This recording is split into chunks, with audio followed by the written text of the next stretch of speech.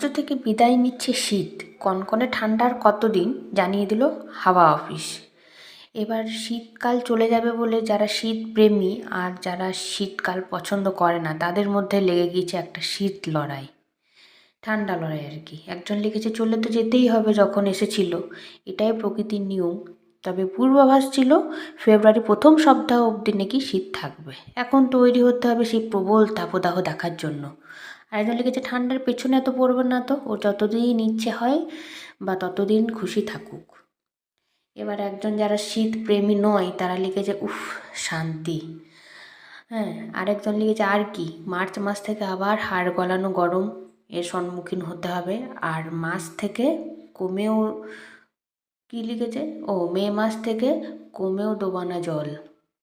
আমি বুঝতে পারিনি যদি কথাটা। আরেকজন তাকে রিপ্লাই দিয়েছে ভারত তো গ্রীষ্মপ্রধান দেশ, গরমই তো থাকে। আপনারা কোথায় শুনে মনে হচ্ছে নতুন নতুন ভারতে এসছে নাকি ইউরোপ থেকে, যত হাসি।